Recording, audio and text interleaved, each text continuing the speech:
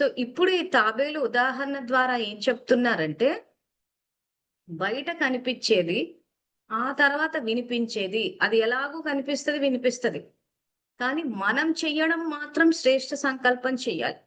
So మీకు మొదటి భాగంలోనే చెప్పాము. పాజిటివ్ థాట్స్, నెగెటివ్ థాట్స్ కాదు. ఎలివేటెడ్ థాట్స్, వేస్ట్ థాట్స్ ఇవి నేర్పిస్తారు భగవాన్. అంటే శ్రేష్ఠ సంకల్పాలు అంటే ఇంకా దానికి మించిన సంకల్పం లేదు. శ్రేష్టం అంటే ఇంకా పూర్తిగా నెక్స్ట్ లెవెల్ పాజిటివ్ కన్నా పైన.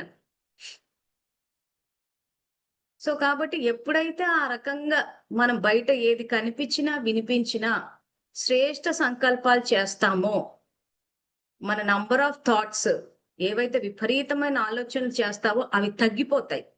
తగ్గిపోయినప్పుడు మీకు ఆ అలసట అన్నది రాదు. బ్రెయిన్ షార్ప్‌గా, మైండ్ షార్ప్‌గా పనిచేస్తది. నిర్ణయాలు తీసుకోగలుగుతారు. ఎన్నో పనులు చేసుకోగలుగుతారు. సో, ఆ పని చేయడంలో ఆనందం ఏదైతే ఉందో, ఆ సంతోషం మీకు అనుభవంలోకొస్తుంది. ఇప్పుడేమైపోతుందంటే టెన్షనొచ్చేసి టైర్డ్ అయిపోతున్నారు. ఆ టెన్షన్ రాకుండా ఉంటది. సో, ఇది ట్రై చేసి చూడాలి.